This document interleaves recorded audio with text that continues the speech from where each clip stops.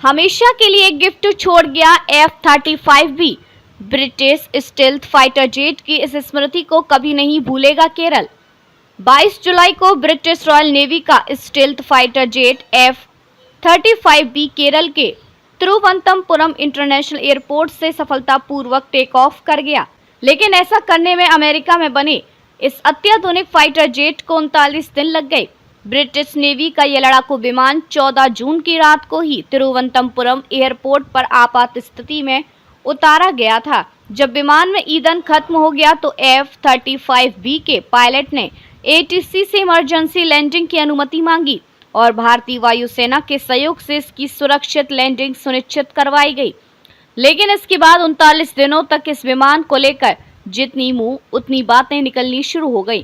खैर, जब ये अत्याधुनिक विमान फिर से उड़ान भरने लायक हो गया तो ब्रिटिश रॉयल नेवी और ब्रिटिश रॉयल एयरफोर्स को भारत की सराहना के लिए शब्द कम पड़ गए। केरल में 39 दिन फंसा रहा F-35B दरअसल अमेरिका में बना 5वीं पीढ़ी का यह स्टेल्थ फाइटर जेट उतरा तो ईंधन की कमी के कारण था। इसके बाद इसके हाइड्रोलिक सिस्टम में ऐसी खराबी आई कि इसे फिर से उड़ाना मुश्किल हो गया।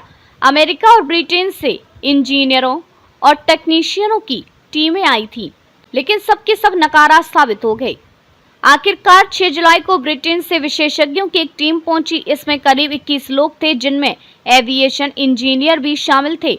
7 जुलाई को हैंगर में शिफ्ट हुआ विमान। ब्रिटेन से आई यह टीम बहुत ही प्रोफेशनल थी। वह भारत के एयरपोर्ट के अधिकारियों और अन्य एजेंसियों की यह बात आसानी से समझ गई कि विमान को तसल्ली से ठीक करने के लिए हैंगर में शिफ्ट करना जरूरी है, क्योंकि मानसून के दिनों में केरल में यूं ही इंद्र देवता की कुछ ज्यादा मेहरबानी रहती है। खैर, अगले ही दिन 85 मिलियन पाउंड के इस लड़ाकू विमान को पार्किंग से हैंगर में ले जाया गया।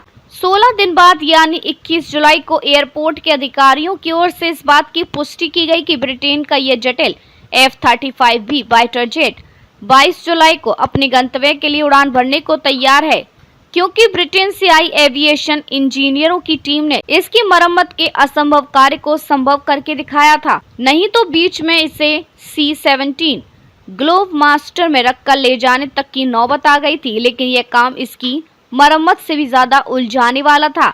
इसलिए पूरा फोकस इसे यहीं के हैंगर में ही ठीक करने में किया गया।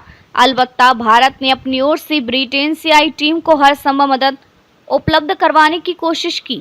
अब PTI की एक रिपोर्ट आई है कि 22 जुलाई को तिरुवनंतपुरम इंटरनेशनल एयरपोर्ट से F-35B के उड़ान भरने के लिए एक दिन बाद यानी 23 जुलाई की रात को यूके के 17 सदस्यीय इंजीनियरों की टीम भी अपना काम पूरा करने के बाद वापस अपने देश लौट गए। एक सूत्र ने जानकारी दी कि रवानगी से पहले यूके एयरफोर्स के अधिकारियों ने तिरुवनंतपुरम इंटरनेशनल एयरपोर्ट को इमरजेंसी लैंडिंग से लेकर आखिरी तक हर तरह की सहायता के लिए पूर्ण आभार जताया।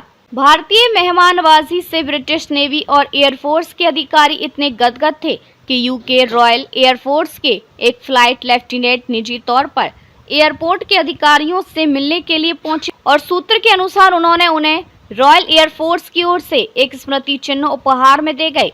ब्रिटिश विशेषज्ञों की यह टीम रात करीब 9:30 बजे रॉयल एयरफोर्स के एक विमान A400 से रवाना हो गई। एक दिन पहले F-35B केरल से ऑस्ट्रेलिया के डार्विन के लिए रवाना हुआ था।